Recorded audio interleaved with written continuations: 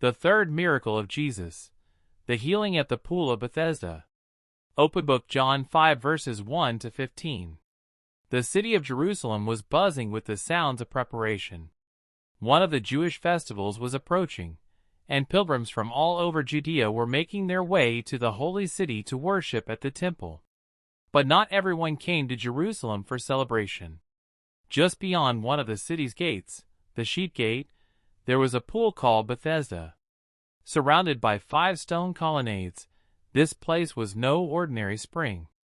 Local legend claimed that an angel would, at times, stir the waters, and whoever entered first would be healed of whatever disease they had. And so, Bethesda had become a place of waiting. Beneath its shaded porches lay a crowd of the sick, the blind, the lame, and the paralyzed. Some had been there for days, others for years. All were waiting for a miracle.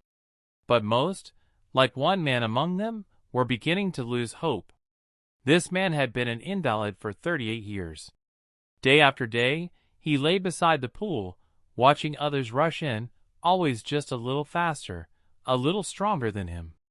He had no one to help him, no family nearby, no friend to carry him. Only the hard stone beneath him, and the ache of hope slowly fading.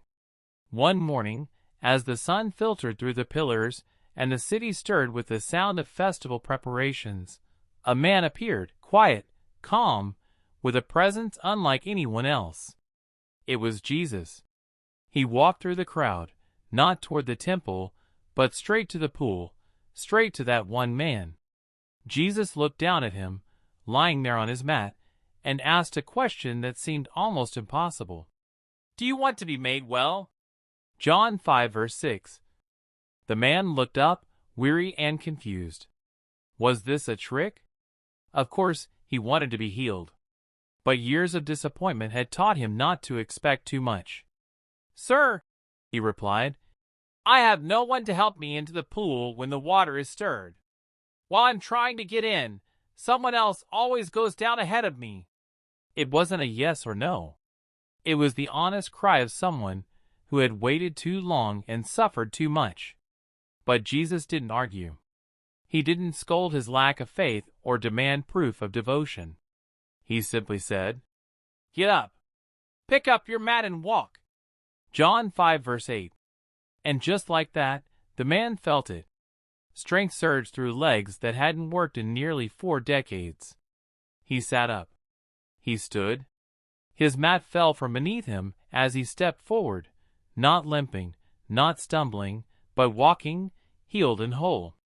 The people around him watched in amazement as the once crippled man walked through the colonnade, mat in hand, face lit with joy.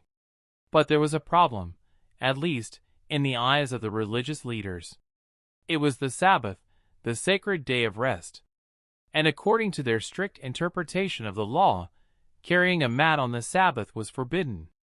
When they saw the healed man, they didn't rejoice. They scolded him. "It is the Sabbath. The law forbids you to carry your mat." But the man, still stunned by what had happened, simply answered, "The man who made me well told me to pick up my mat and walk." Who was this man? They demanded. But he didn't know. Jesus had slipped away into the crowd as quietly as he had come. Later that day, the man went to the temple, no longer as a beggar, but as a worshiper. And there, among the columns and courts, Jesus found him again. He looked into his eyes and said something gentle but powerful. "See, you are well again. Stop sinning, or something worse may happen to you." John 5 verse 14. It wasn't a threat. It was a warning from love.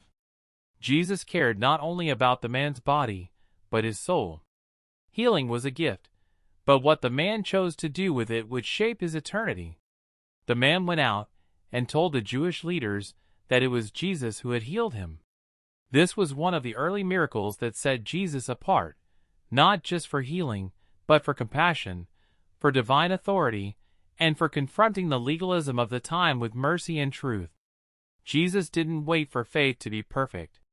He didn't need the waters to be stirred. He stirred hearts, changed lives, and reveal that true healing comes from Him, not from superstition, not from religion, but from the living Word of God.